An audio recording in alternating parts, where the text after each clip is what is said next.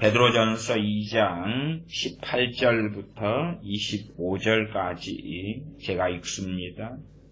차원들아 범사에 두려워함으로 주인들에게 순복하되 선하고 관용하는 자들에게만 아니라 또한 까다로운 자들에게도 그리하라. 애매히 고난을 받아도 하나님을 생각함으로 슬픔을 참으면 이는 아름다우나 죄가 있어 매를 맞고 참으면 무슨 칭찬이 있으리요. 오직 선을 행함으로 고난을 받고 참으면 이는 하나님 앞에 아름다우니라. 이를 위하여 너희가 부르심을 입었으니 그리스도도 너희를 위하여 고난을 받으사 너희에게 본을 끼쳐 그 자취를 따라오게 하려 하셨느니라. 저는 죄를 범치 아니하시고 그 입에 괴사도 없으시며 욕을 받으시되 대신 욕하지 아니하시고 고난을 받으시되 위협하지 아니하시고 오직 공의로 심판하시는 자에게 부탁하시며 친히 나무에 달려 그 몸으로 우리 죄를 담당하셨으니 이는 우리로 죄에 대하여 죽고 의에 대하여 살게 하려 하심이라. 저가 채찍에 맞음으로 너희는 나음을 얻었나니 너희가 전에는 양과 같이 길을 잃었더니 이제는 너희 영혼의 목자와 감독 되신 이에게 돌아왔느니라. 아멘. 베드로전서와 베드로후서의 중심 주제라 그러면은 고난, 그리스도인들이 받는 고난, 또한 고난을 통하여 무엇을 성취해 갈 수 있는가 하는 내용들이 중심을 이룬다. 그렇게 말씀드리겠습니다. 물론 이런 단순화는 항상 옳은 것이 되지는 않습니다. 그러나 베드로전서와 후서를 보시면 반복적으로 나와 있는 단어가 고난이라 하는 것은 확인하실 수가 있겠습니다. 그리스도인들에게 닥치고 그리스도인들이 경험하는 고난, 사실은 어느 시대에나 고난을 좋아하는 사람은 있지 않을 것입니다. 한 걸음 나아가서 우리는 이 육체를 가지고 있기 때문에 이 육체가 괴롭다. 이걸 육체로 한다면 고난이라 그러지요. 내 몸이 괴롭다.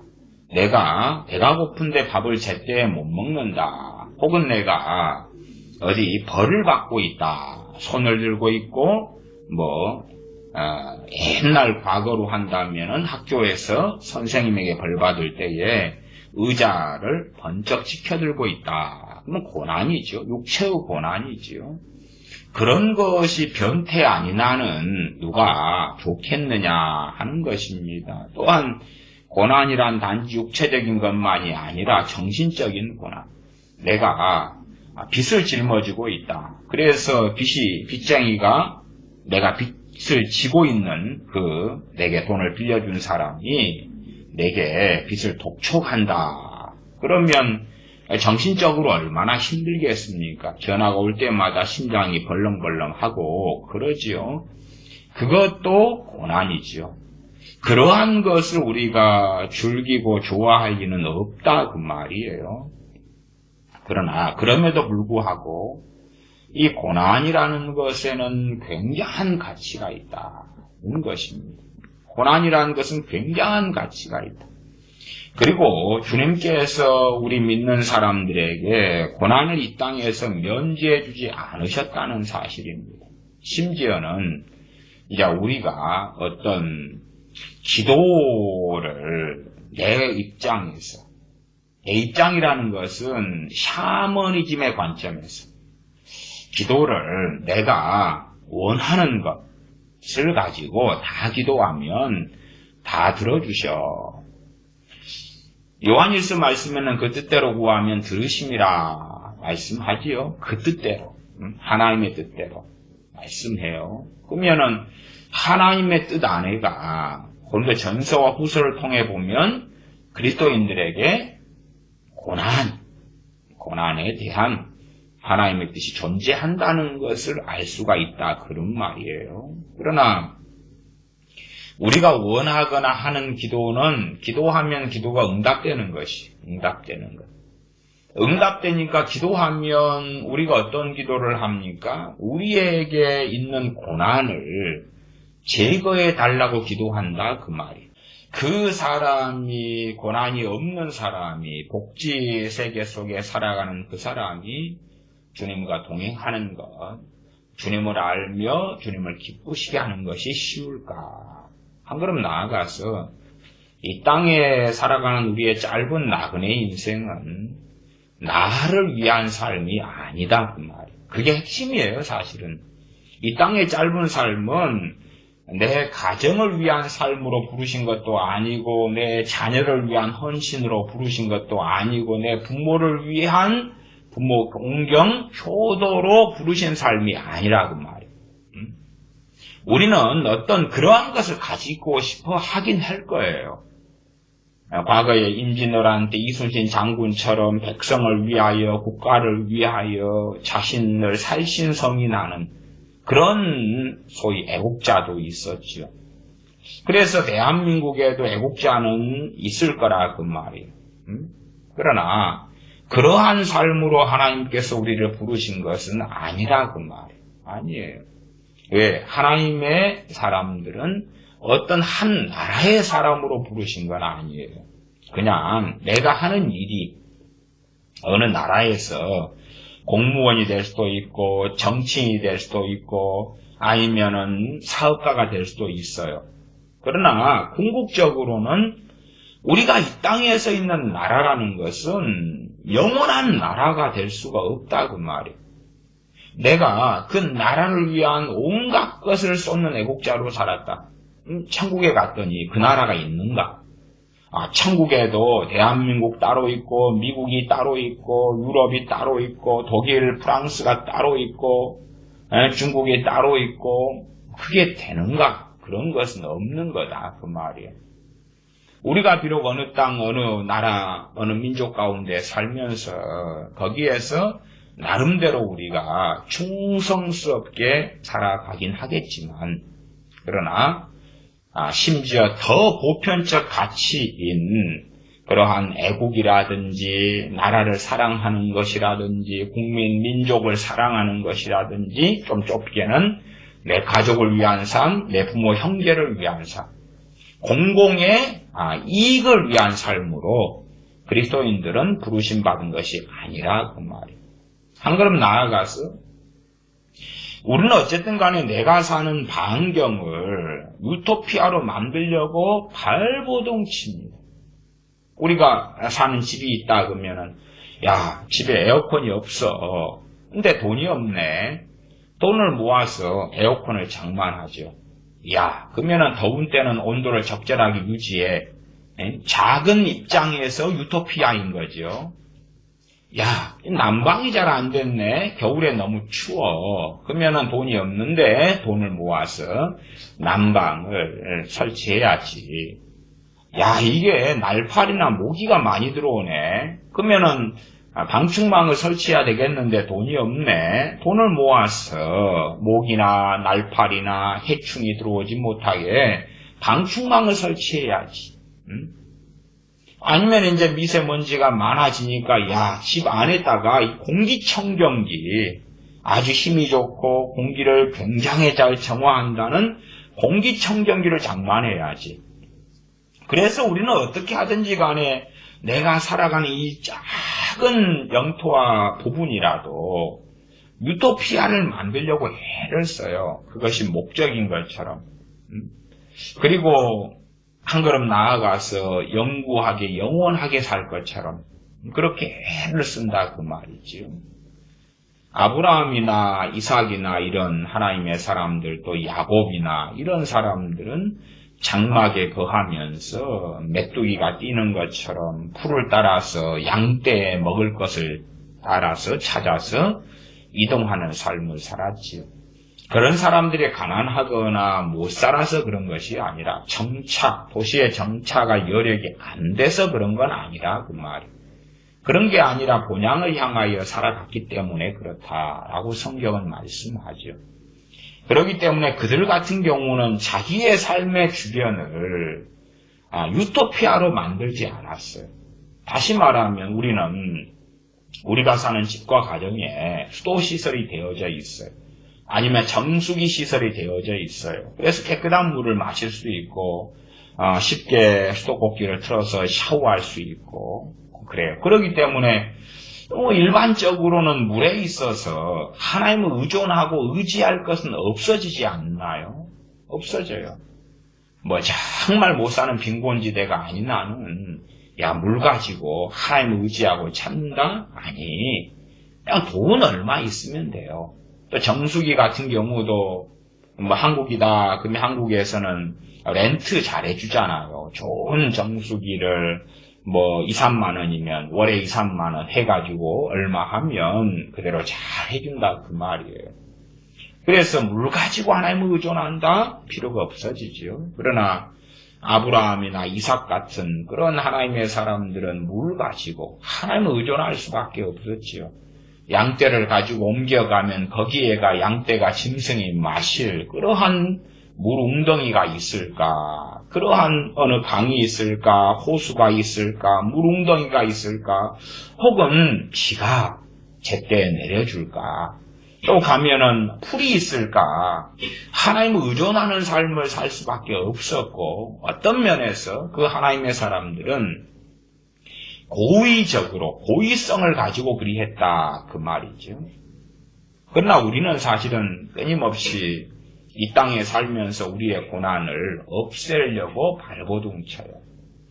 고난을 없애야지만 우리가 사는 이 작은 영토, 작은 영역, 작은 분야라도 이것이 유토피아가 돼가지고 사실은 하나님을 구하고 하나님을 찾고 하나님을 의존하고 그럴 부분들이 없어질 거다 그 말이에요. 없어져요. 어쨌든 우리 육체에는 끊임없이 내 몸과 내 육체를 괴롭게 하는 것을 없애고 싶어 해요. 그리고 그걸 가지고 우리는 기도하는 거예요. 기도해요. 그래서 정말로 그러한 삶을 추종하고 추구하고 아브라함 같은 하나님의 사람이 살았다면 그 어마어마한 재산을 가지고 롯처럼 소돔 땅 같은 데 들어가거나 잘 가꾸어진 도시로 입성해서 거기에서 도시의 유지가 돼가지고 그 주변의 땅들을 사가지고 그렇게 해서 땅에서 가축도 키우면 되고 농사도 지으면 되고 지금처럼 대농장주가 돼가지고 살 수도 있다 그 말이에요. 정착한 농장주. 과수원도 하고 짐승도 키우고. 그러나 하필이면 어떻게 그런 삶을 선택했겠는가. 그런 것이지요. 그는 천국 본향 때문에 그러했다고 성경에 기록되었다 그 말이에요. 이제 보시면 베드로전서 2장의 본문을 좀 선택했습니다. 2장 18절을 보면 사환들아 범사에 두려워함으로 주인들에게 순복하되 주인이란 표현이 있으니까 이 사환이라는 것이 종이나 하인을 이야기하는 거구나. 그래서 좀 더 약간의 더 정확성을 위해서 번역을 한다면은 사환들 거보다는 종들아 혹은 하인들아는 표현이 좀 더 나은 표현이 될 것 같습니다. 사환들아 범사에 두려워함으로 주인들에게 순복하되 그러면 우리가 이런 입장이 되었다고 생각해 보십시오. 이 자유민주주의 사회에서 이런 현 시대에서 내가 누구를 도대체 주인으로 섬기고 따라 그러면 안 돼. 내가 누군가의 하인이고 내가 누군가의 종이다 그러면 우리의 첫 번째 기도는 뭐겠어요? 자유를 얻게 해달라. 자유를 원할 거 아니냐 그 말. 하나님 나는 자유민이 되고 싶어요. 내게 자유를 주시옵소서라고 기도할 거예요. 그리고 이제 그러한 기도가 간단하고 간명하고 쉽게 이루어질까? 그렇지 않지. 그렇지 않아. 어떤 면에서 요즘 현 시대 사람들이 하는 이 기도에 대한 절박성보다 이러한 사환, 종, 하인 된 사람이 나 누군가의 종, 노예, 하인으로 살기보다는 자유를 얻고 싶어야 하는 그러한 기도가 훨씬 더 정의로운 것 같고 훨씬 더 절박하고 훨씬 더 간절하고 훨씬 더 인간 본성에 더 맞을 거다 그 말이에요. 말하자면 저 사람이 누군가의 노예고 종이고 하인인데 자유를 달라고 하는 기도, 그런 기도에 대하여 하나님께서 응답해 주시려면 상당히 응답 순위가 빠를 수밖에 없다. 저런 기도를 가지고 정욕적인 기도라고 하기도 어렵고 육체적인 기도라고 하기도 어렵고 욕심과 탐욕 있는 기도라고 하기도 어렵고 그럴 거 아니냐 그 말이에요. 하나님 돈을 주세요. 심지어 하나님 건강을 주세요. 건강도 중요하죠. 그런데 그것보다 더 근원적인 건 뭐겠어요? 이렇게 남의 종이 되고 남의 하인이 돼가지고 살아가는 이 기구한 삶에서 벗어나는 것이 더 중요하겠죠. 더군다나 우리 현 시대적인 삶을 사는 우리의 입장에서는 훨씬 더 그럴 거라 그 말이에요. 우리가 이 베드로 사도가 있었던 시대에 누군가의 하인이고 누군가의 종이고 옛날 표현으로 한다면 머슴이라면 우리는 과연 어떻게 했는가?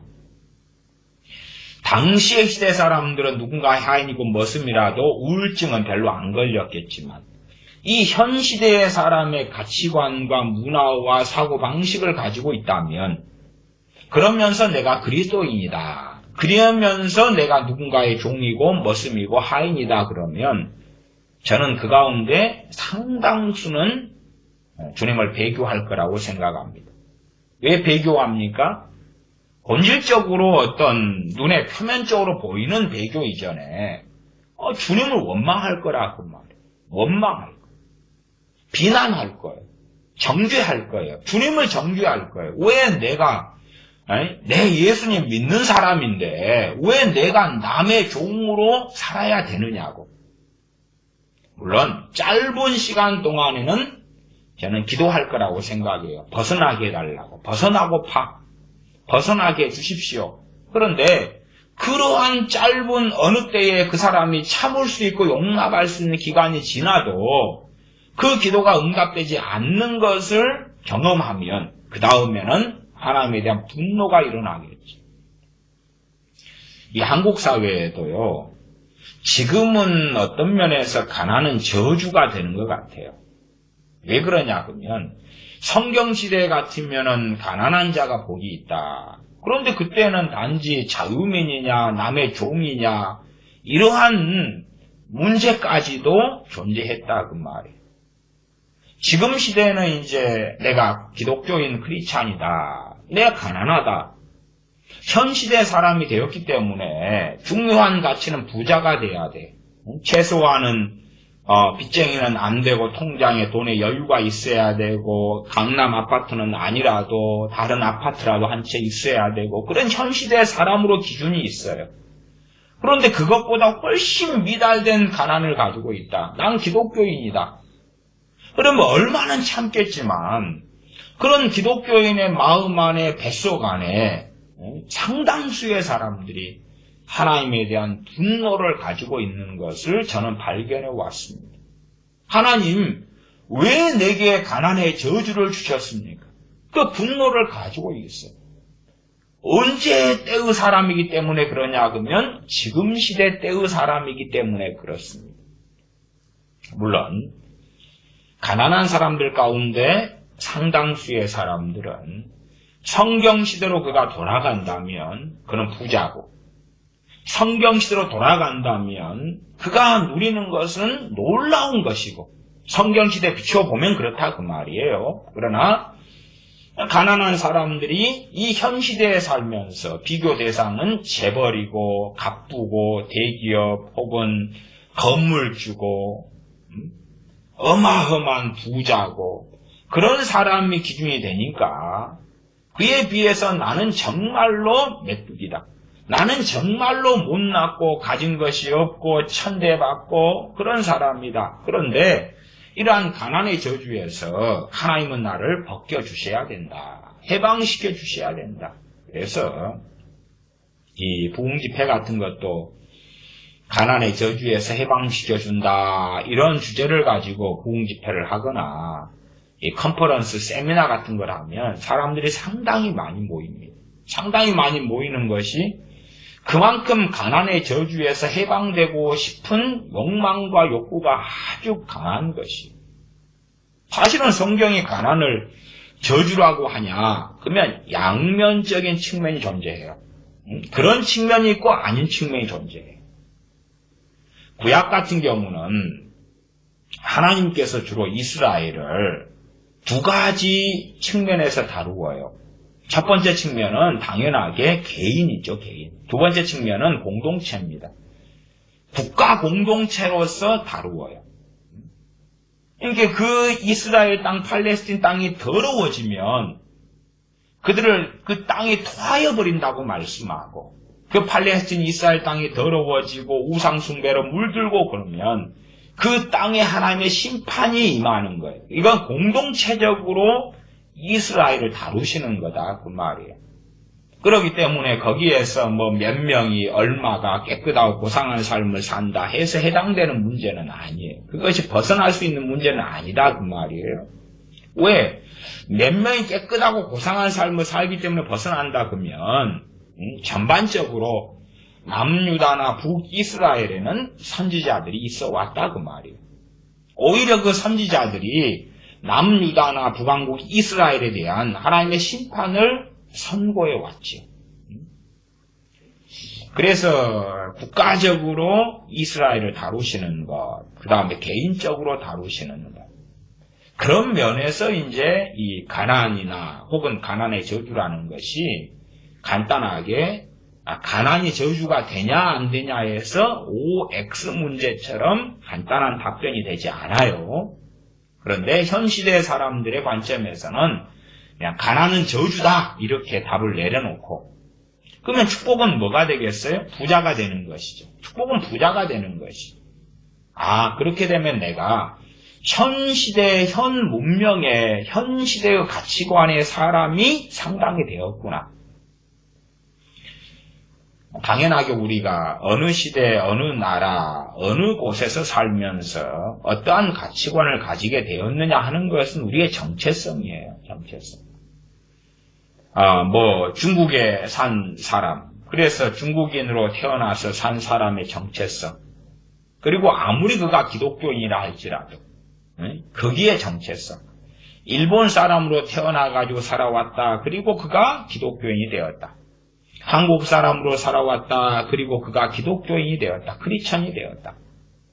사실상은 크리스천이 되었다. 그리고 일정한 시간이 지난 다음에는 말씀을 기준으로 해가지고 비슷해져야 돼요. 그러나 대부분은 그렇게 되지 않습니다. 그냥 그는 중국인일 뿐이고 그는 한국인일 뿐이고 그는 일본인일 뿐이에요.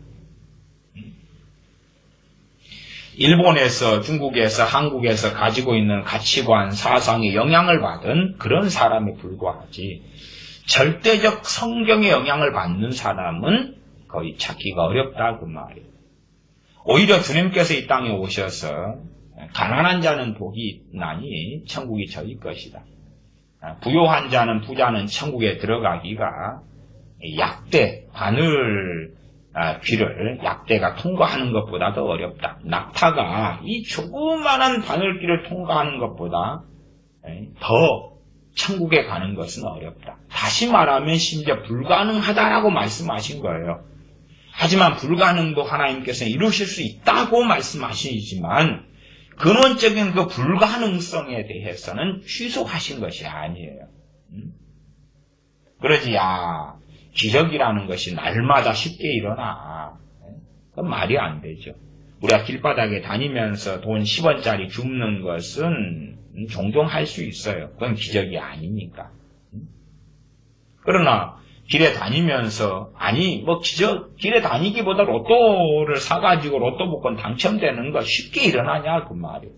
그건 어떤 면에서 기적에 근접한 거죠. 그런 것처럼이에요.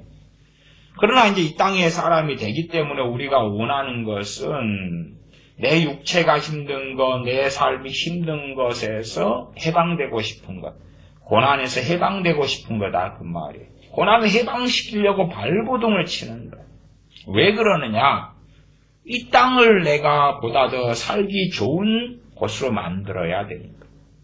이 땅이 어디겠어요? 내 영토, 내 영역, 내 나와바리죠. 내 가정이면 내 가정, 혹은 내 인생이면 내 인생, 내 삶이면 내 삶. 그래서 실상은 한 걸음 나아가면 나는 어떠한 사람인가? 그러면 나를 위한 사람 되고야 만다는 사실. 나를 위한 사람, 나를 위한 사람. 주님을 위해 살아가는 사람이 아니라 나를 위해 살아가는 사람, 나를 위해 살아가는 사람. 한 걸음 나아가면 내 자녀를 위해 살아가는 사람, 내 부모를 위해 살아가는 사람, 내 가족을 위해 살아가는 사람, 그리고 그 가족 안에는 당연하게 내가 들어가 있다 그 말이에요. 나를 위한 삶의 연장선이에요. 나를 위한 삶. 내 자녀가 행복한 것이 내가 행복한 것이니까 내 자녀를 행복하게 하는 거예요. 그건 나를 위한 삶이에요. 내 사랑하는 사람이 행복한 것이 바로 내 행복이니까 사랑하는 사람을 행복하게 하는 거예요. 그것도 나를 위한 삶의 연장일 뿐이죠. 어떤 사람은 유네스코 이런 것처럼 구제사업, 국제구호단체, 구호사업, 공공의 이익을 위한 삶, 그런 삶을 추구하는 사람도 있어요. 상대적으로 그것은 상당히 고상하게 보여요. 그러나 그 사람은 그러한 국제 구호를 하면서 자기 자존감을 만족하고 자기가 행복하고 그렇게 되어져요. 이게 자기를 위한 삶의 또 다른 상당한 연장선에 불과하다. 그렇게 말씀드리는 것이 유감스러운 일입니다. 성경의 베드로 전서 같은 말씀을 통해 볼 때에 소위 말하면 고난에 어떠한 가치가 있는가 하는 거지. 고난에 어떠한 가치가 있는가. 반대로 하면 우리는 고난을 치우고 없애버리려고 하는데 그러한 고난이 사라지고 나면 이 고난의 가치, 고난의 유익도 함께 사라지는 거지. 우리는 다 그러지 않겠어요? 돈만 넉넉하게 많으면 해결되는 거예요. 이 땅의 삶은 돈만 넉넉하게 많으면 첫째는 안전, 치안이 좋고 두 번째 복지, 먹고 마시고 누리고 살 것 충분히 살고 남 눈치 안 보고 내 집에서 살고 그러는 것이죠. 제 어릴 적의 기억이 납니다. 제 어릴 적에는 부모님들이 섬에서 빈손으로 오셨기 때문에 그래서 남의 집 새빵살이를 했습니다. 한국의 옛날 집이라는 것은 참 열악합니다. 조그만한 서너 평밖에 안 되는 그러한 조그만 방에 가족이 다 살고 그 다음에 이제 옛날이기 때문에 부엌이 따로 없어요. 부엌이 따로 없어서 주인집 부엌을 써요. 언제 써야 돼요? 주인집 부엌, 부삭이라 그러는데 불 때 가지고 밥에 먹는 주인집 부엌을 주인이 쓰고 난 다음에 써야 돼요. 새빵살이 하니까. 요즘에 어떤 내가 어디 사골세를 산다, 원룸에 산다, 그거하고는 아예 다른 세상이에요, 그냥. 요즘 시대의 원룸이다, 그러면은 돈만 내면 세입자가 갑이고 주인은 을이지요. 전기가 좀 안 좋으면 집주인한테 전화해가지고 빨리 와서 고쳐라. 그러잖아요. 그러지 그것은 새빵살이 같고 사골세 원룸살이 같아도 옛날에 정말 사골세살이하고는 전혀 달라요, 그냥. 그냥 그것은 독립된 자기 공간이 보장이 되는 거잖아요. 원룸이나 투룸이나 이런 것들은. 사골세지만 오히려 갑이에요. 갑이요. 그래서 전기가 안 좋고 수도가 안 좋으면 전화해가지고 빨리빨리 고쳐. 왜 빨리 안 고쳐? 나 지금 불편해. 여기 아니고도 내가 살 데 엄청 많거든. 그런 것이나 과거에 제 어릴 때는 그런 게 아니었어요. 그래서 얼마나 불편하고 화장실도 마찬가지고 그래서 집 주인하고 사골세 사는 사람하고의 격차는 아주 컸고 아이들도 마찬가지예요. 사골세 사는 아이들은 손가락질 당했고, 집 주인집 아이들하고 차별됐고, 당연히 먹는 것은 뭐 부자하고 가난하니까, 부자는 아니어도 경제적 수준 차이가 나니까 많은 차이가 있을 수밖에 없지요. 주인집이 부엌 하나니까 굴 때까지 밥해 먹고 나면 그 다음에 사골세 사는 뭐 저희 같은 사람은 해먹고 사는 거지요. 그러면 생각해 보십시다. 어쨌든 당시에 예를 들어서 뭐 그러한 뭐 한 5년 전이다, 뭐 50년 전이다, 뭐 이렇게 제 어릴 때로 생각하면 그때의 시대의 사람이니까 집주인은 떵떵거리고 사는 거예요. 불 피워서 먹고 사는 그런 시대라도, 혹은 연탄 피워 사는 그런 시대라도 살만해요. 그러면 두 사람이 크리스찬이라고 합시다. 그 집주인도 크리스찬이고 세입자도 크리스찬이에요. 세입자는 한 가정에 서너 평 되는 공간에서 가족이 5이가 살아요.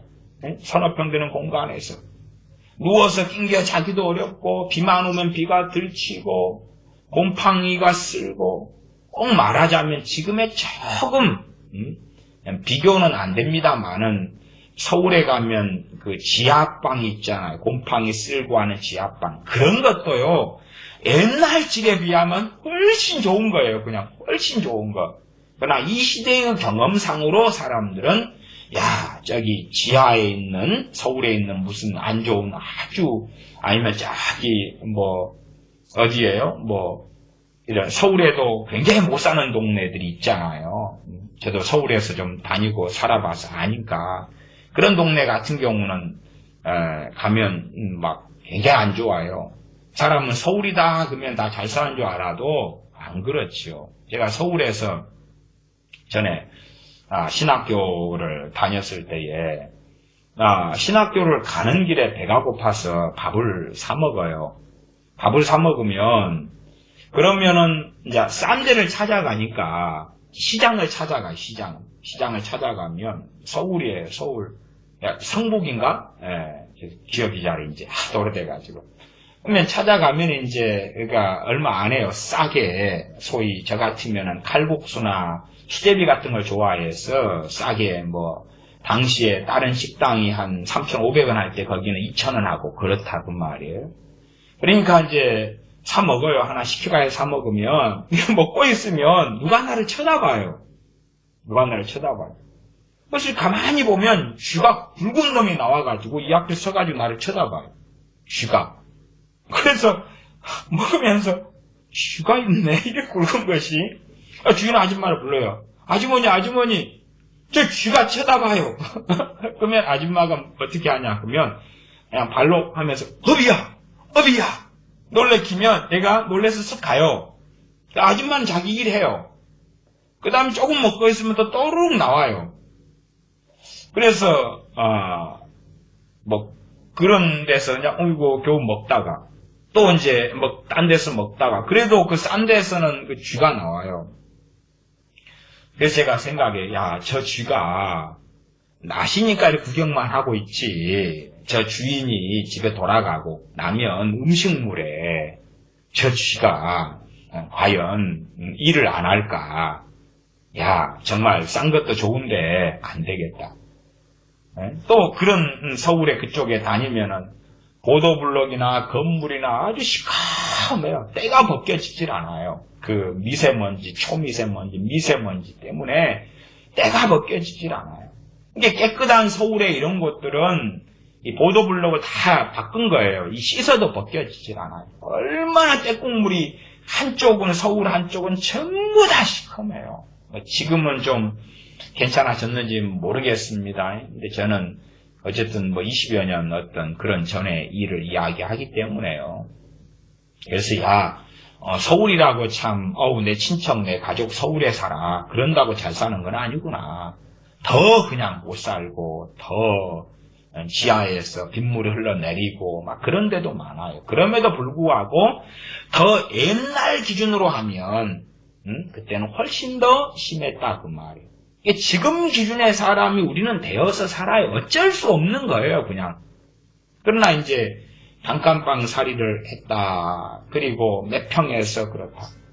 그러면 주님께서 천국에 가셔서 너희 거할 처소를 마련해 주신다. 그 말씀을 성경에서 볼 때에 내가 너희 처소를 예비하러 가노라. 그럴 때에 많은 기대를 안 해도 행복해요. 왜? 이러한 몇 평짜리 단칸방살이보단 낫게 해주시겠지. 집주인에게 관세 받지 않고. 어떨 때 관세 받냐 그러면 화장실 하나인데 소위 내가 변비다. 화장실에 길게 앉아 있어요. 그러면 옛날에 자식이 많았으니까 화장실을 이제 아침 되면 가려는데 막 빨리 나오라 그러고 그럴 거 아니에요. 그리고 그 다음에는 새빵살이 주제 그리고 막 여기 나오죠. 그러니까 야 내가 자유롭게 사용할 수 있는 화장실만 하나 있어도 좋겠다. 그럴 거 아니에요. 기대가 낮아요. 낮기 때문에 훨씬 더 감사도 많고 천국에 대한 사모함도 크지요. 지금은 이제 우리가 기대하는 천국이란 이 땅에서 최고의 복지보다 더 나은 복지를 원한다 그 말이에요. 최고의 복지보다. 가난한 사람들이 생각하는 천국과 부자들이 생각하는 천국은 아예 다르다 그 말이에요. 아예 달라요. 그래서 부자들은 자기가 누리는 이 땅에서 유토피아보다 훨씬 더 극상의 삶이 천국이 될 거라고 생각해요. 아니 그럴 수도 있고 아닐 수도 있는데 저는 모르겠어요. 안 가봤어. 아직 안 가봤어.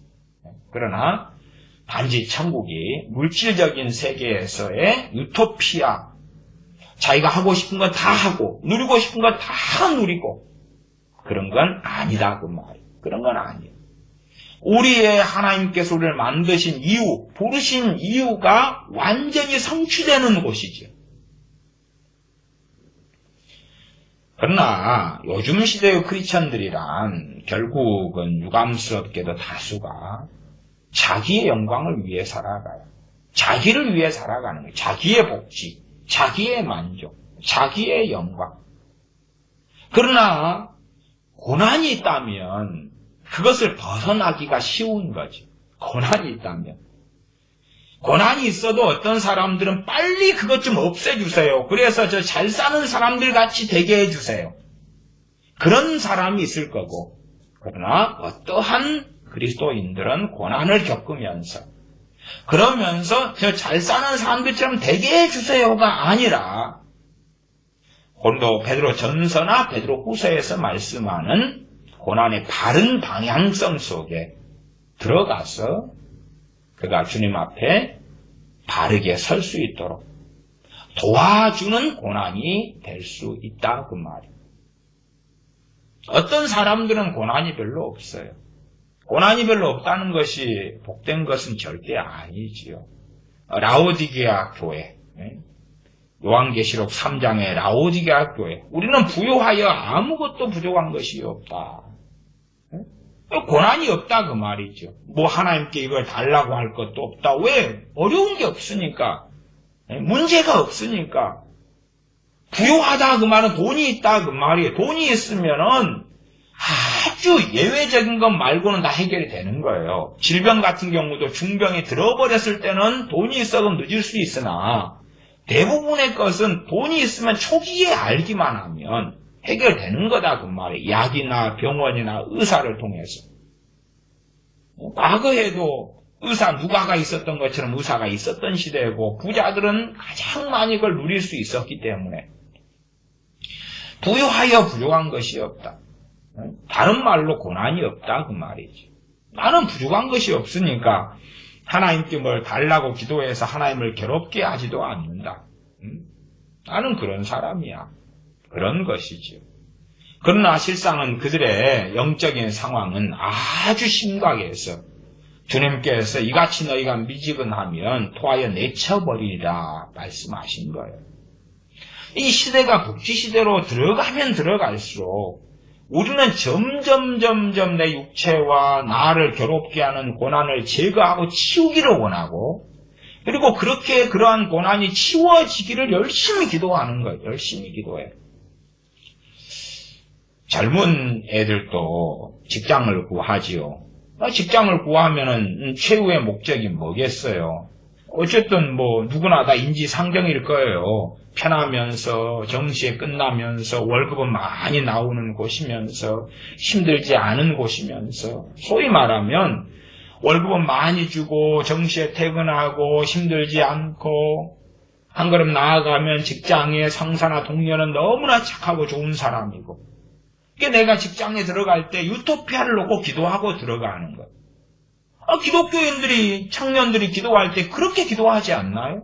아니 그 기도가 현 시대에서 다 그렇게 하니까 저게 뭐 잘못이야. 변태도 아니 나는 가면 전문 용어로 직살나게 고생하고 월급도 조금밖에 안 주고 월급도 떼어먹고 들어간 회사가 부도나고 들어갔더니 상사가 마귀들이 대마귀가 기다리고 있고 뭐 그런 곳을 기도하는 변태는 없을 거 아니에요. 더 좋은 더 많은 월급요. 승진도 잘 되고요. 회사도 편하고요. 일도 쉽고요. 나를 환영해 주고요. 그렇게 기도할 거 아니에요. 그러나 뭐 정답은 나와 있습니다. 그런 이상향은 이 세상에 전혀 없다 그렇게 말할 수는 없으나 거의 없다까지는 말씀드릴 수 있겠습니다. 거의 없다. 이상향은 사람마다 다르니까 어느 사람은 들어가면 이상향이 충족될 수 있어요. 그러나 거의 없다 그 말이지. 제가 호주에 일하러 간 어느 친구의 경험담을 들어봤더니 지금 일하고 있는 곳이 너무 좋대요. 너무 좋대요. 그 친구도 유튜브 방송하는 친구예요. 제가 들어봤더니 지금 일하는 곳이 너무 좋대요. 그러면서 하는 이야기가 야야 너희들이 호주에 워킹 홀리데이로 오는데 나같이 이렇게 될 거라고 생각하지 마. 왜냐하면 내가 이렇게 지금 일하는 것이 너무 좋은 데를 발견하고 얻기 위하여 좋지 않은 많은 곳을 통과했어. 좋지 않은 많은 곳을 통과했어. 그런데 참 중요한 비결이 있다. 아니 넌 크리스찬인데 그 친구가 하는 비결이 그래요. 무조건 돈을 모아놔야 돼. 무조건 돈을 모아놓으면 거기 내가 일하러 들어간 회사나 업체에서 내게 불합리한 요구를 하고 소위 갑질을 하고 내게 요구를 하고 막 그렇게 할 때 내가 나올 수 있다는 거예요. 내가 돈을 모아놓은 게 있으니까 한 달, 두 달, 석 달, 넉 달 일 안 해도 그 시간에 여유를 가지고 또 다른 일을 구하고 직장을 구하고 그동안에 여행도 하고 소위 갑질에 당하지 않고 횡포에 당하지 않을 돈을 마련놓으면 되는데 그게 없으면 갑질해도 죽은 듯이 살아야 된다 그 말이에요. 그러니까 호주에 워홀 오는 친구들 무조건 돈부터 모아. 와서 놀러 다니지 마. 돈부터 모아. 그런 다음에 이제 일자리를 구해서 다니다 보면 정말 많은 안 좋은 곳을 다니게 돼. 그 다음에 그렇게 해가지고 오다 보면 여기 좋은 곳, 참 동료들이나 아니면은 월급이나 뭐나 좋은 이곳에 오게 되는 거야. 그냥 오게 되는 게 아니야. 그러니 한 큐에 나같이 이렇게 지금 딱 마음에 들고 급여도 좋고 이런 데로 올 거라고 생각하지 마. 그러면 안 돼. 뭐 그래서 결혼 친구들도 나름대로 그런 지혜를 가지고 있구나. 그렇게 저는 이제 봤어요. 각자가 원하는 기준이 있어요. 자기가 원하는 기준이 있는데 그를 만족시키려고 우리는 계속하여 구하고 추구하고 살아가는데 원하는 기준은 뭐냐 그러면 내 입장에서 고난이 없어지기를 바라는 거. 정말로 이 베드로 사도의 시대 때에 누가 어느 집에 머슴이고 하인이고 종이면 벗어나게 해달라고. 벗어나려면 뭐가 필요해? 돈이 필요하죠. 주인이 감동 감화 받아가지고 너 해방시켜줄게. 그러면 뭐예요? 나가면 굶어 죽는데? 누가 써주겠냐 그 말이에요. 그 다음에 누군가의 머슴이고 종이고 하인으로 살던 사람이 얼마나 세상살이를 잘 알겠으며 똑똑하겠냐 그 말이에요. 인터넷 시대, 이 정보화 시대에도 얼마나 많은 사람이 사기를 당해요. 가장 사기치기 좋은 사람의 부류들이 있어요. 부류들이 누구예요? 군인, 교사, 공무원, 그 다음에 그 중에 만만치 않게 연예인들. 돈 많지, 그 다음에 앞에 연기나 하고, 연예인으로 살아왔어요? 그거 말고 딴 데는 바보거든요. 이게 사기치기 너무 좋은 거야. 돈도 많겠다. 이런 정보화 시대에도 사실은 자기 일 말고는 딴 분야는 무지한 사람들이 많은데, 누군가의 머슴으로, 종으로, 하인으로 살고, 기초교육도 안 되고, 그런 사람들이 밖에 나가서 어떻게 먹고 살겠느냐 그 말이에요. 그러니까 하나님 종에서 하인에서 머슴에서 자유케 해주시옵소서 플러스 하나님 나가서 떵떵거리고 먹고 살 돈까지는 바라지 않습니다. 집 한 채 장만하고 그리고 충분히 몇 년 살 수 있는 돈이나 좀 주십시오. 그럴 거 아니에요. 그러나 그러한 지금 시대 관점으로 보면 그냥 기초적인 요구 기초적인 요구 아니에요. 남의 종에서 벗어나게 해달라는 게 기초적인 요구 아니에요. 그 다음에 조금 내가 손에 쥔 돈이 있어서 뭐 한 칸빵, 사골세 빵이라도 1년, 2년 해가지고 살 수 있는 돈 좀 주세요. 그런 거 아니에요. 그러나 이제 취직하려면은 그러면 남의 머슴살이 하던 친구가 무슨 능력이 있어서 좋은 전문 직종 기술직에 들어갈 수 있겠냐 그 말이에요. 그냥 땅이나 파야지. 막노동이나 해야지. 자, 성경을 다시 봐보겠습니다. 베드로전서 2장 18절이었죠. 사환들아 범사에 두려워함으로 주인들에게 순복하되. 그러니까 야 너희들이 예수님 믿으면 그냥 기도 잠깐 해버리면 사환들 너희들 종들 하인들 너희들 주인을 섬길 필요 없게 돼. 그런 게 아니죠. 그런 게 아니에요. 예수님 믿는데도 누군가의 사환, 누군가의 머슴, 누군가의 종으로 지금 있잖아요. 과연 그게 딜레마지요. 이 사람들은 무슨 기도를 했을까 하는 거지요. 지금 시대적인 관점은 우리 같으면은 무조건 1순위의 기도는 뻔하지요, 그냥. 주인들에게 순복해라. 선하고 관용하는 자들에게만 아니라 또한 까다로운 자들에게도 그리하라.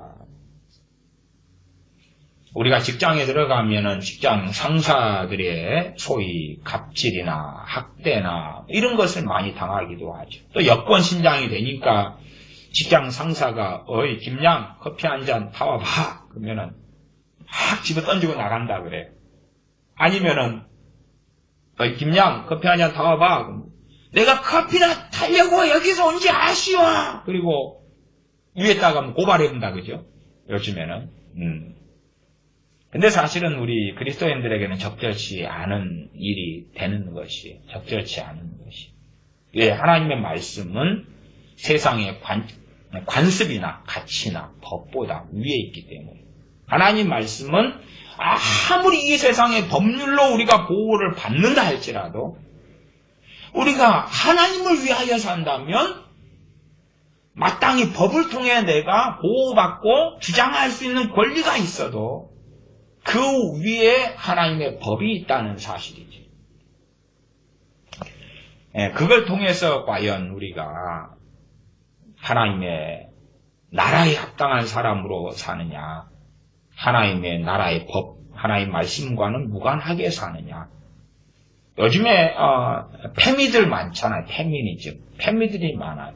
그러면 정말 진정한 그리스도인은 페미니스트가 될 수가 있는가? 저는 될 수 없다고 봅니다만은 뭐 페미니스트가 되는 과정도 있겠죠.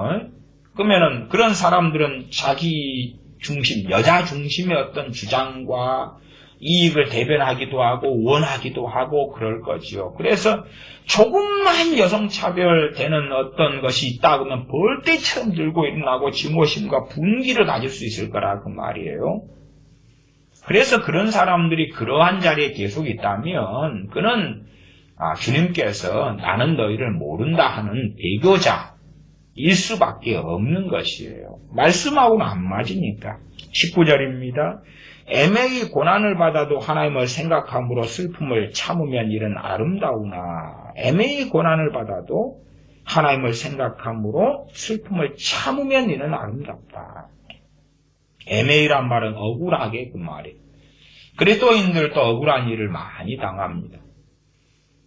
여기에서 이제 항상 제가 그냥 절대적으로 억울한 일을 당하는데 항상 피해자 코스프레를 하라. 그건 아니에요. 그건 아니에요. 이런 부분에는 정답안은 없어요. 정답안은 없는데, 그래서 우리가 적절하게 성경도 주님께서도 정말 많은 경우에 아니요, 노라고 말씀하셨어요. 그러나 어떨 때는 변명하지 않으시고 십자가의 길을 걸으셨어요. 그러니까 그에 대해서 획일적으로 내가 억울한 일, 부당한 일을 당했는데 들고 떨쳐 일어나야 되느냐, 참아야 되느냐에서의 정답은 없어요. 정답은 없어요. 그러나 상당히 많은 부분에서는 참는 것이 좀 더 확률적으로 많다고 말이에요. 확률적으로. 어쨌든 각 사람이 주님 앞에 살면서 성령의 인도하심을 받을 수밖에 없는 부분이지 정답표는 없어요. 그러나 이제 생각해 보세요. 내가 누군가의 종이에요. 누군가의 소유가 된 노예예요. 노예인데 억울한 일을 당해요. 어떻게 하겠어요? 어떻게 하겠어요? 내가 오이 주인 왜 그러시오? 그러면 그 사람이 그나마 좀 양심 있고 괜찮은 사람이라면 말은 좀 통하겠죠. 그러나 악인이라면 그 악은 훨씬 더 번창하게 나타나서 나를 더 확실하게 학대를 하겠죠. 심지어 나하고 친한 사람까지도 다 학대를 받는 범주에 들어갈 수도 있어요. 그때는 이제 과연 그 사람이 믿음을 지키고 한 걸음 나아가서 마음을 지키면서 이 억울함을 참느냐 하는 거겠죠. 근데 일반론적으로는 지금 이런 상황, 사화한 종이고 하인이고 그리고 이 주인이 까다로운 자다. 그냥 사사건건 시비를 걸고 사사건건 꼬투리를 잡고 이런 경우지요. 애매히 억울하게 내가 안 했는데 아니면 자기가 이걸 하라고 이야기해놨어요. 그래서 했는데 그 사람이 나중에 내가 언제 이거 하라고 그랬냐 하지 마라 그랬지 그러고 말을 바꾸는 거예요. 얼마나 억울하겠어요. 19절 애매히 고난을 받아도 하나님을 생각함으로 슬픔을 참으면 이런 아름다우나. 고난을 당하는 거죠. 애매한 고난을 당하는 것이지요. 그리고 하나님을 생각함으로 참는다. 왜냐하면 이 땅의 삶이 우리가 추구하는 바가 아니기 때문에 그래요. 이 땅의 삶에서 우리가 살아가서 통과하는 여정일 뿐이지 목적지도 아니고 전부가 아니기 때문에 이러한 고난의 일에 대하여 설명하고 있는 것이지요. 20절은 죄가 있어 매를 맞고 참으면 무슨 칭찬이 있으리요. 이 칭찬이 있다는 것은 주님 앞에 섰을 때에 상을 받는다는 이야기죠. 이 고난을 통하여 상을 받는다는 이야기죠. 거꾸로 주님 앞에 살아가는 삶에 있어서 고난이 없다. 그러면 상도 상급도 거의 없다. 그렇게 말씀드릴 수 있겠지요. 오직 선을 행함으로 20절 하반 고난을 받고 참으면 이는 하나님 앞에 아름다우니라. 선을 행함으로 고난을 받고 참으면 이는 하나님 앞에 아름다우니라. 선을 행함으로 고난을 받는다. 하나님께서 기뻐하신 일을 하기 때문에 상급을 받는다. 꽤 많은 사람들이 이 땅에서 하나님 기뻐하신 일을 해 그러면 상급 받아. 그러면 그 상급은 어디에 적용을 시켜버리죠? 이 세상에 적용을 시켜버리죠. 이 땅에서. 그럴 수는 있어요. 그러나 이 땅에 적용되는 상급이라는 것은 거의 없는 케이스고 드문 케이스고 우리가 생각하고 기대하는 것과는 다를 때가 아주 많습니다.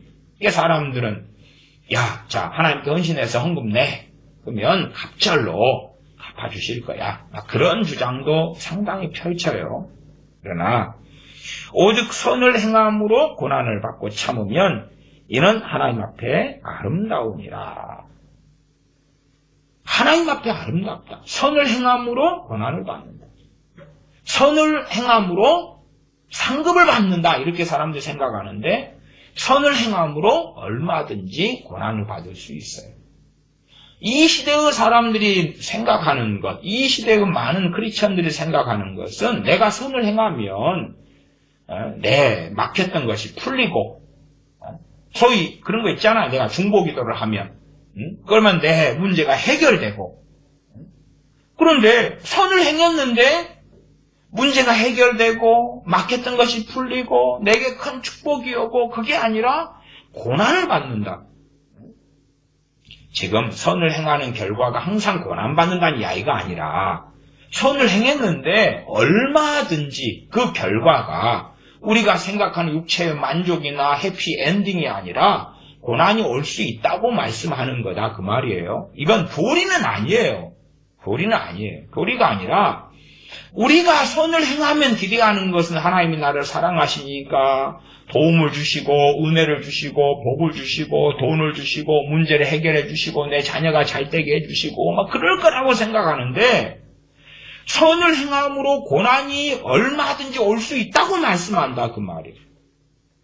그래서 우리가 우리 나름대로 착각하는 성경 해석이나 우리 나름대로의 기대나 성경에 부합되지 않는 그러한 이해들을 가질 때가 아주 많아요. 왜 우리는 이 땅에서 꿈꾸는 것이 유토피아거든요. 낙원이거든요. 이 땅이 낙원이에요. 이 땅이 유토피아예요. 최소한은 내가 사는 나와바리, 내 가정은 유토피아가 돼야 돼. 내 부모 형제는 유토피아를 누려야 돼. 파라다이스 누려야 돼. 아니면 애국자라면 내 사는 내 나라는 내 나라 대한민국은 유토피아가 돼야 돼. 파라다이스가 돼야 돼. 될 거야. 대부흥이 오면 유토피아 파라다이스가 될 거야. 그렇게 믿고 싶다 그 말이에요. 그러나 오직 선을 행함으로 고난을 받고 참으면 이는 하나님 앞에 아름다우니라. 선을 행했는데 결과가 고난으로 다가올 수 있다 그 말이에요. 참으면 이는 하나님 앞에 아름다우니라. 욥 같은 경우도 욥에게 닥친 그 고난이 욥이 의인이고 하나님 앞에 선을 행하고 살았기 때문에 일어나는 일이에요. 사실상 그래요. 욥의 자녀들이 한시에 죽어버리고 욥의 모든 재산이 다 사라지고 무너져버리고 욥의 육체는 병이 들어오고 이 욥기의 핵심이 뭐예요? 욥의 고난이란 말이에요. 욥의 고난. 욥이 악한 일을 해가지고 고난을 받았다고 욥의 세 친구는 욥을 공격했어요. 그러나 그건 아니었다 그 말이에요. 그건 아니었어요. 욥이 그 고난을 당하는 과정 속에서 이제 좀 하나님에 대하여 막 교만한 말, 적개심이 있고 때는 원망하는 말, 원망하는 기도, 그냥 태어날 때 이미 죽었으면 좋았을 것을 그러한 이 원초적 고통에 입각한 그런 것은 있었다 그 말이에요. 그러나 그 전에 욥의 그 고난의 근원적인 것은 욥이 하나님 앞에 의로운 사람이었기 때문에 그렇다 그 말이에요. 그래서 사탄이 그의 자녀들과 그의 재산을 다 무너뜨린 것이 있었고 하나님은 그것을 허락하셨다는 것을 욥기의 1장이나 되어지는 것을 통해 보면 우리가 알지요. 그러나 많은 사람은 뭔가를 내가 하나님 앞에 조그만 뭔가를 하면 그거에 대하여 하나님께서 나한테 보상을 함으로 이 땅에 나의 유토피아가 부족한데 이것을 메꾸고 그래서 내가 한 중년이나 노년쯤 되면 내가 사는 세상 유토피아가 온 다음에 그다음 평안히 살다가 이제 갈 거야 천국에. 물론 그럴 수도 있겠죠. 그러나 그건 성경에서 하나님께서 보장하는 바가 아니다 그 말이죠. 아니다. 21절 이를 위하여 너희가 부르심을 입었다. 야, 이거 참 골치 아픈 말씀이 나왔네. 뭘 위해서 부르심을 입었다고요? 주님을 위해 살아가는 삶으로 인하여 부르심을 입었다는 본질 가운데 우리가 선을 행함으로 고난을 받아도 참는 것을 위하여 부르심을 받았다 그 말. 내가 선을 행하는데 고난을 받아요. 그래서 참아요. 그러니까 하나님 앞에서 아름답다 그 말이에요. 하나님 앞에서 아름답다는 이야기는 하나님 보시기에 좋다 그 말이에요. 그것이. 그러니까 하나님을 기쁘시게 하기 위하여 부르심을 받았다 그 말이에요. 그런데 하나님을 기쁘시게 하는 것이 내가 떵떵거리고 내가 성공하고 내가 잘나고 내가 명예를 얻고 그래서 하나님을 기쁘시게 하는 것이 아니다 그 말이에요. 그러니까 사람의 논리는 그런 것이 꽤 많습니다. 뭐가 많냐 그러면 어떤 A라는 사람이 크리스천이에요. 그래서 그 사람이 열심히 기도해요. 하나님, 내 가족이 다 예수님 안 믿는데 내가 크리스천으로서 성공하고 잘나가고 막 그러면 하나님께 영광이 돼가지고 저 사람이 예수님 믿고 돌아올 거 아닙니까? 그런 논리를 세우는 사람이 꽤 많아요. 내가 크리스천입니다. 내가 잘되고 성공하면 저 세상 사람들이 볼 때 와 역시 너희 하나님이 살아계시다. 그러면서 예수님 믿게 되지 않을까요? 그러니 크리스천인 내가 잘되고 성공하고 잘나가고 사업이 잘되는 것이 하나님의 영광이 될 줄로 믿습니다. 자기 논리라요. 자기 논리. 지금 이 사람이 사환이고 하인이고 종이니까 이 사람의 경우라면 사환들이 많을 거 아니에요. 종들이 많을 거 아니에요. 그러면 이 사람이 선을 행함으로 고난을 받으면 그 고난은 주로 주인에게서 오겠죠? 주인에게서 와요. 그러면 사환들이 지켜보면서 야, 참, 저 사람이 믿는 예수님도 별볼일 없구만. 그것이 주님께 영광이 안 되는 게 아니라 그 말이에요. 하나님의 영광이라는 것은 우리가 생각하는 것하고는 아주 달라요. 우리가 생각하는 하나님의 영광은 돈 많이 벌어서 자, 성공한 사람입니다. 11조를 그냥 1,000만 원을 바칠게요. 하나님 영광, 하나님 영광. 11조 1,000만 원을 바치면 소득이 1억, 11조를 1,000만 원 바치고 야, 나는 전에 재산이 100원밖에 없었는데 10년 만에 하나님께서 100억을 만들어 주셨습니다. 하나님께 영광, 예수를 믿으십시오. 그럼 뭐라 그랬어요? 예수 믿으십시오. 당신들도 믿으면 나처럼 돼요. 나처럼 해봐라 이렇게. 예수 믿으면 내 재산이 100원이었다가 100억이 돼요. 나처럼 해봐요. 그러면 하나님께 영광이 될 것 같습니다. 그것은 자기의 논리에 입각하고 이 세대의 가치관에 입각한 하나님의 영광일 뿐이에요, 그냥. 그러나 우리는 자꾸 그걸 원해요. 그래서, 야, 내가 크리스천으로서 지질이 공상을 떨면 하나님께서 좀 부끄러우실 것 같고, 하나님께 영광도 안 될 것 같아. 막 그런 것을 해요. 그거 아니에요. 그거 아니에요. 그것하고 하나님의 영광은 전혀 다른 거예요, 그냥. 전혀 다른 거. 전혀 다른 거예요. 그래서, 20절 하반절에 오직 선을 행함으로 고난을 받고 참으면 이는 하나님 앞에 아름다우니라. 이를 위하여 너희가 부르심을 입었으니 그리스도도 너희를 위하여 고난을 받으사 너희에게 본을 끼쳐 그 자취를 따라오게 하려 하셨느니라. 주님이 겪으신 고난은 하나님의 영광을 위한 고난이에요. 그러니까 주님이 고난을 겪으셨기 때문에 많은 유대인들이 주님을 영접하지 않았어요. 이건 아이러니죠. 아이러니. 주님은 우리를 위하여 고난을 받으실 수밖에 없었는데 유대인들이 볼 때에 야, 정말 메시아면 고난을 받고 멸시를 당하고 비난을 받고 저주를 받는 것이 아니라 사람들이 칭송할 정도로 찬양할 정도로 경탄할 정도로 어마어마한 부가 있었어요. 꼭 로마 시대 때 개선 장군들이 전쟁에 돌아오면 그냥 왕들도 그랬잖아요. 바구니에다가 이 금전, 은전을 가지고 뿌리는 거예요. 개선식 할 때 막 뿌려요. 이제 국민들은 나와가지고 꽃을 뿌리지만 개선 장군들의 전쟁에서 노획물들 있잖아요. 막 이런 것들 그런 돈이 있으면 뿌려주는 거예요. 개선식 할 때. 그런 것처럼 주님께서 예루살렘 성에 들어가실 때 사도들이 그냥 무거운 금전 보따리를 가지고 금전 바구니를 들고 그냥 뿌려주면 사람들 물러가라 그러면서 그냥 데나리온들을 뿌려주고 막 그러면 사람들이 얼마나 환호하겠냐 그 말이에요. 기껏해야 오병이의 기적 그런 거 2번 빵이나 그 볼품없는 물고기나 그런 거나 볼품없는 거에 그냥 갈릴리 호수에 잡히는 그 조그만 물고기 그런 거나 좀 바구니에서 소위 뿌려주는 거죠.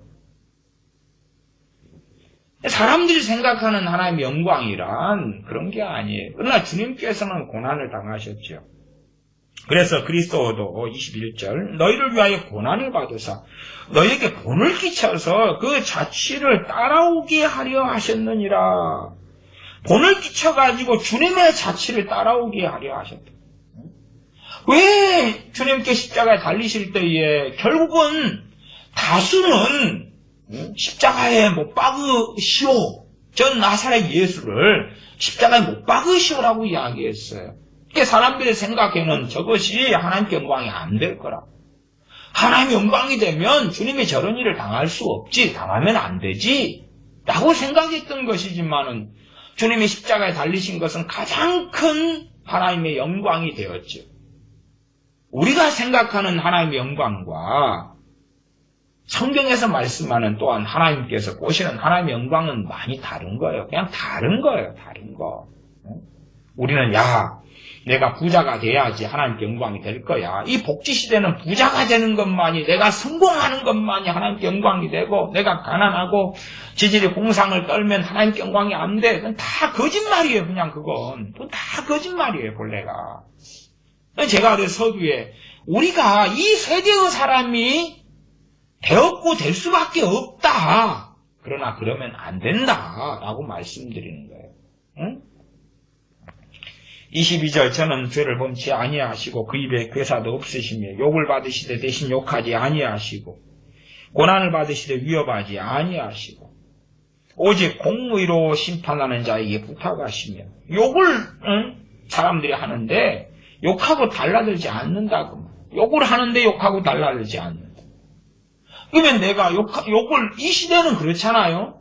제가 절대적으로 욕을 했는데 욕으로 하고 달라지지 않아야 되지만 어떨 때는 법적으로 처리해야 될 때가 있어요. 꼭 그럴 때가 있어요. 예, 그런 이야기를 앞에 제가 얼핏 했었고 또 과거의 설교들도 꽤 했었습니다.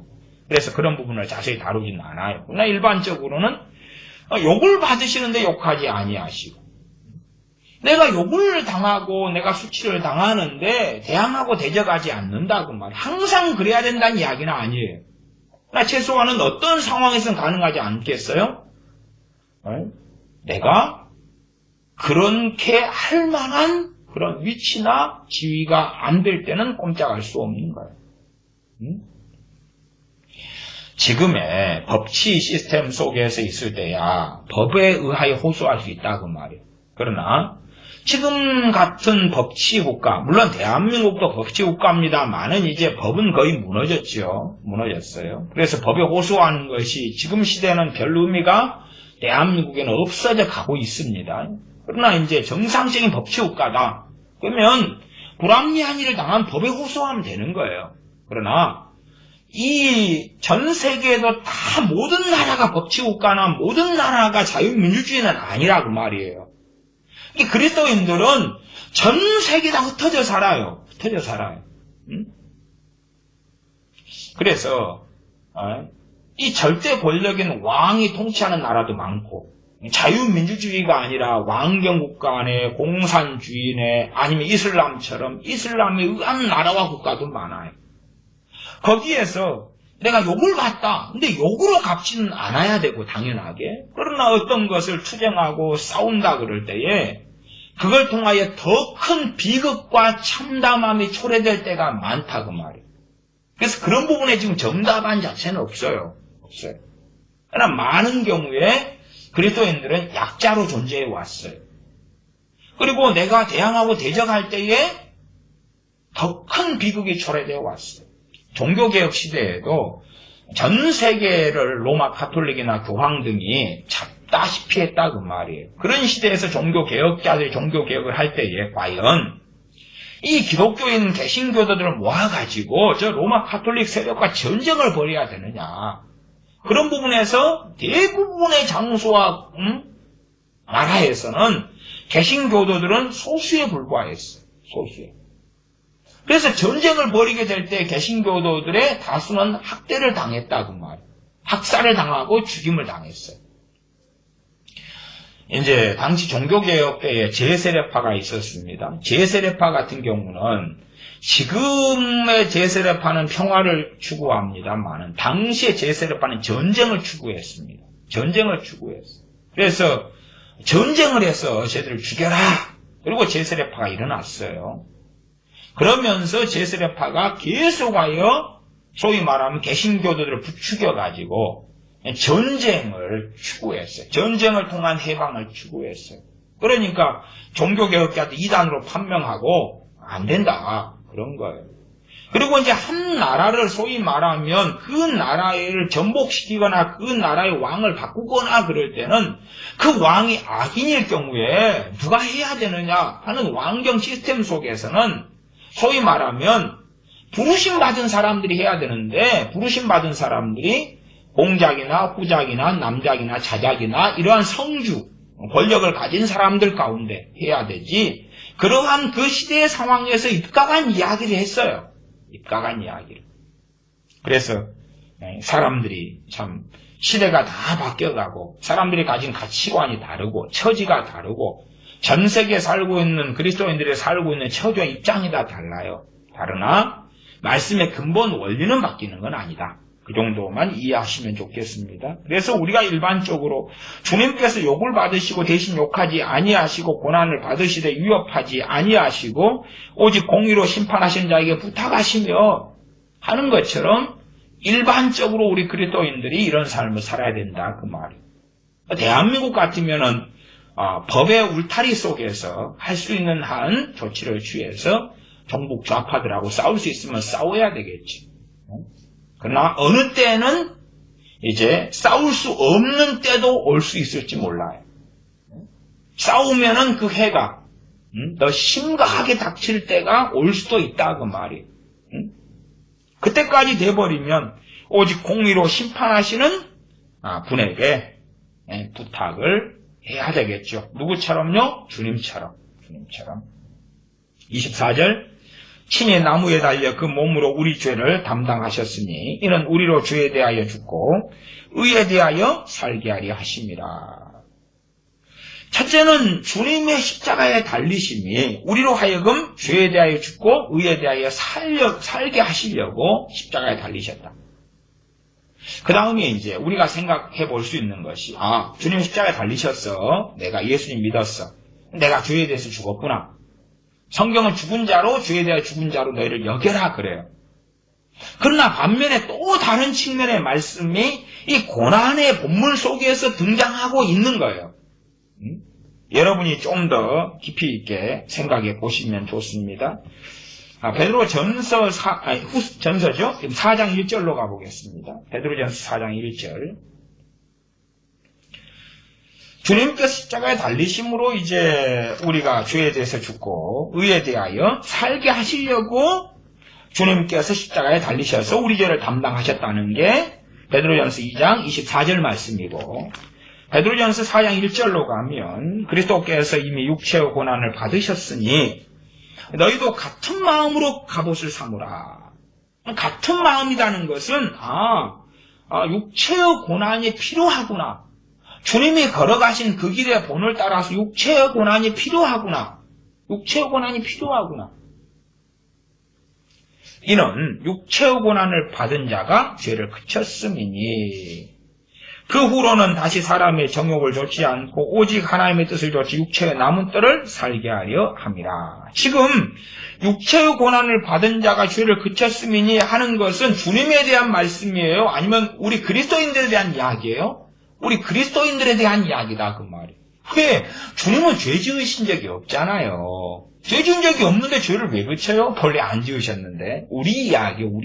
그래서 4장 2절에 그 후로는 다시 사람의 정욕을 좇지 않고 오직 하나님의 뜻을 좇아 육체의 남은 때를 살게 하려 함이라. 우리 그리스도인들.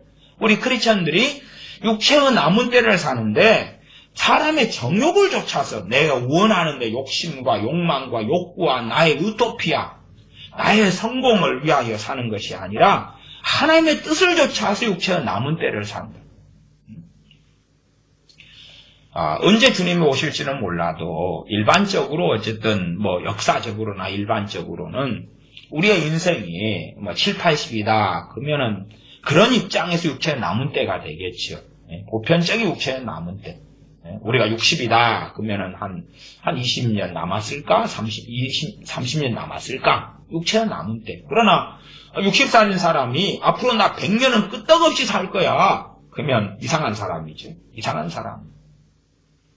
이제 아직 20살이면 야 그래도 아직 많이 남았네. 그럴 수 있는데 점점점 나이가 들어갈수록 야 육체의 남은 때가 얼마 안 되네. 그렇기 때문에 하나님의 뜻을 좇아서 육체의 남은 때를 살아야 되구나 하는 것을 우리가 알 수가 있지요. 그래서 4장 1절 2절로 보면은 육체의 고난을 받은 자가 죄를 그쳤다. 분명히 2장에서는 주님께서 십자가에 달리심으로 우리가 죄에 대하여 죽고 의에 대해서 산다 말씀하시는데 이제 4장 1절로 2절로 넘어오니까 육체의 고난과 죄를 그치는 것과 연관이 있구나. 고난이라는 것이 이게 상당히 중요하구나. 육체의 고난이라는 게 상당히 중요하구나. 여기서 말씀하는 육체라는 것은요, 우리가 정신적 고통, 마음의 고통, 육체의 고통할 때의 그 분리된 걸 이야기하는 게 아니라 그걸 다 포괄하는 표현입니다. 그러니까 우리가 이 땅에 살아가면서 겪는 모든 고통을 육체의 고통이라고 이야기하는 대표성을 가진 이야기예요. 그런 의미에서 육체의 고난을 이야기하는 것이에요. 육체의 고난. 4장 12절로 갑니다. 베드로전서 4장 12절. 사랑하는 자들아 너희를 시련하려고 오는 불시험을 이상한 일을 당하는 것 같이 이상히 여기지 말고 우리를 시련하려고 오는 불시험을 물론 모든 사람이 불시험을 당하지 않을 수는 있어요. 불시험이라는 게 뭡니까? 그냥 좀 완화시켜서 이야기하자면 불같은 시험. 불같은 시험. 그거는 불이 막 어마어마하게 타오르고 있는데 저기 달려서 통과해. 비유하자면 그런 거예요. 이게 얼마나 이게 도달하기 어렵고 이루기 어렵고 감당하기 어려운 이야기가 되겠냐 그 말이에요. 그런 게 불시험이죠. 소위 말하면 시험 중에서 굉장히 끔찍하고 큰 무서운 통과하기 어려운 당하는 내 입장에서 너무 고통스러운 시험이 불시험이다 그 말이에요. 너희를 시련하려고는 불시험.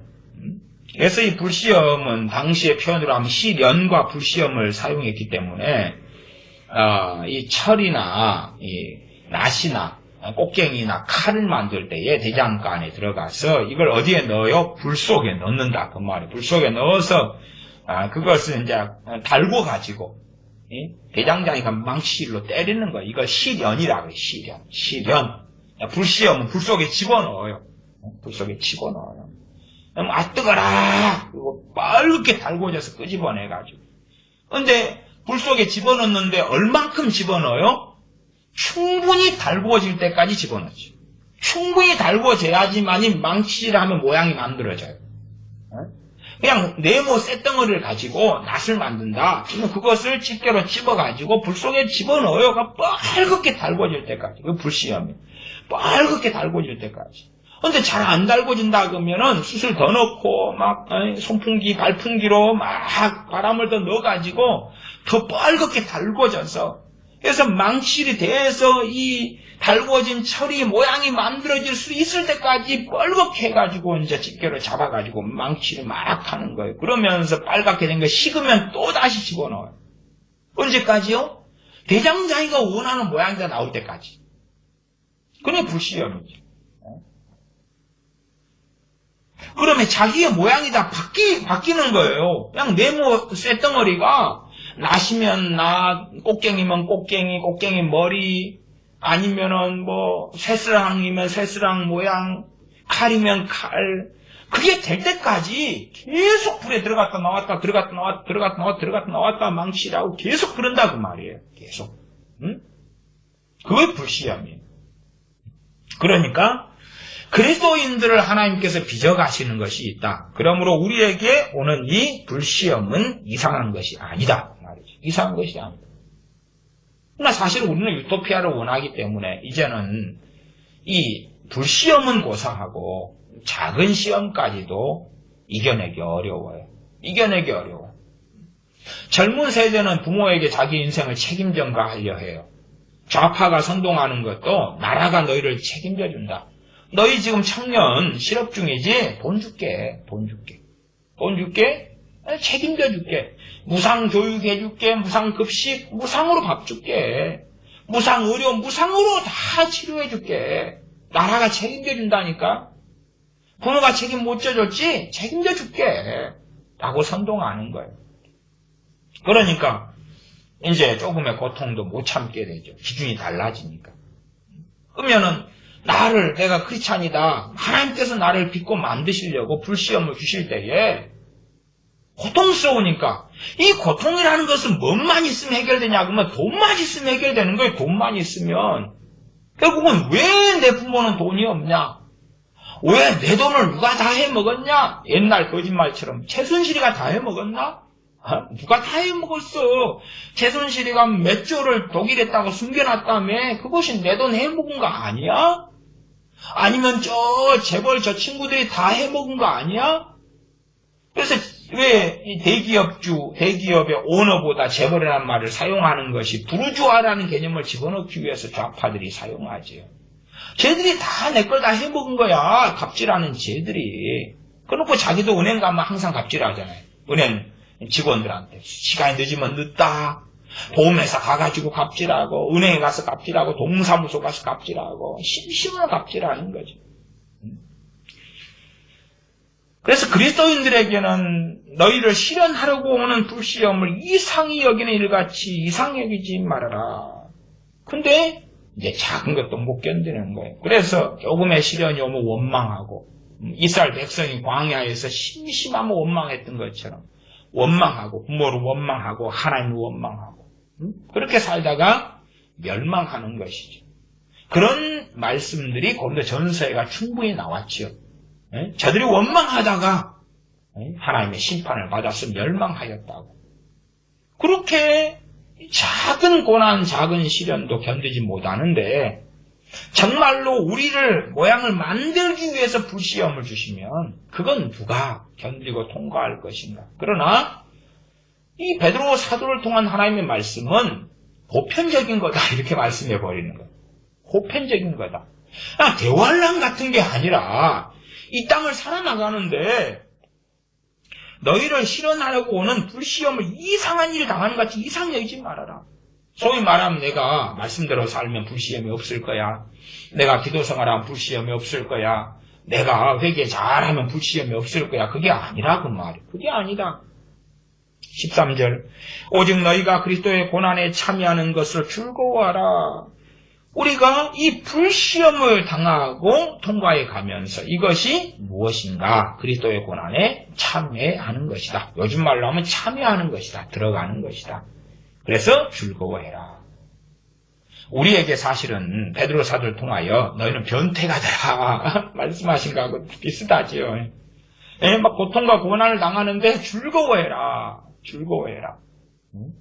그러니까 우리가 성경에서 말씀하는 즐거움이라는 것은요, 이 육체에 기반한 게 아니에요. 좋은 걸 먹고 마시고 누리고 그래서 가진 즐거움하고 다른 즐거움을 말씀하시는 거예요. 영원한 본향을 바라보며 하나님의 나라를 바라보는 사람만이 가질 수 있는 즐거움이라. 항상 기뻐하라. 내가 다시 말하느니 기뻐하라 하는 빌립보서 말씀의 기쁨과 같은 것이에요. 세상 사람들은 도무지 가질 수 없는 거예요. 성령의 열매 가운데도 사랑과 희락과 화평과 할 때 희락은 기쁨인데 즐거움인데 그건 성령 충만을 받으면은 성령이 역사하셔서 돈 잘 벌게 해주는 희락 기쁨을 줄 거야. 건강 얻는 기쁨을 줄 거야. 가족이 잘 때는 범사가 잘 때는 기쁨을 줄 거야. 그런 걸 이야기하는 기쁨이 아니라 그 말이에요. 13절 하반절부터 조금 더 읽고 말씀을 마무리합니다. 이는 그의 영광을 나타내실 때에 너희로 즐거워하고 기뻐하게 하려 함이라. 그리스도의 고난에 참여하면 그의 영광을 나타내신다는 게 뭐냐 하면 주님 재림을 이야기합니다. 재림. 물론 그 전에 우리가 천국에 들어가서 주님 배울 기도 씌울 것입니다. 혹은 우리가 살아있을 때 주님의 재림을 볼런지도 모르죠. 어쨌든 그의 영광을 나타내시는 것에 대한 기본 표현은 주님이 강림하시는 것을 이야기합니다. 그때 너희로 즐거워하고 기뻐하게 하려 함이라. 주님 재림하실 때에 기쁨을 얻는 사람들은 누군가? 그리스도의 고난에 참여하는 사람들이구나. 그리스도의 고난에 참여하는 사람들이구나. 고난을 당하는 사람들이구나. 고난을 당하는데 주님 안에서 겪는 사람들이구나. 고난을 당하는 사람들이구나. 고난을 안 당하는 사람이 아니구나. 고난을 당하는 사람들이구나. 돈이 많아가지고 돈만 있으면 고난을 다 없애버릴 수 있는 사람들에 대한 이야기가 아니구나. 아니구나 이게. 14절 너희가 그리스도 이름으로 욕을 받으면 복 있는 자로다. 어떤 사람은 주님의 이름으로 네 하나님 안 살아계시구만. 네 지질이 봉상 떨고 사는 거 보니까 네 하나님 안 계셔. 그리스도 이름으로 욕을 받는 거예요. 내가 하나님 영광 가렸네. 가린 게 아니라 하나님 영광이 되었다 그 말이에요. 그것이. 정반대로 생각하는 거예요. 정반대로 생각해요. 그리스도 이름으로 욕을 받으면 욕은 모욕입니다. 모욕 기본적으로. 복 있는 자로다. 영광이 영곧 하나님의 영이 너희 위에 계십니다. 주님의 이름으로 주님 때문에 신앙 때문에 수치를 당하고 모욕을 당하면 성령님이 그 사람에게 함께한다 그 말. 성령님이 그 사람에게 함께한다.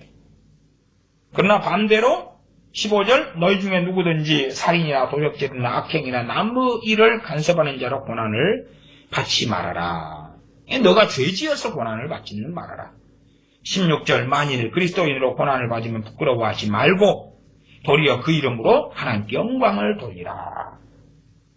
어느 때가 되면 17절 하나님의 집에서 심판을 시작할 때가 되었나니 하나님의 집에서 하나님의 집에 심판이 시작한다는 말은 뭐냐 그러면 양과 염소 알곡과 가라지를 하나님의 집인 교회에서 하나님은 나누신다는 이야기.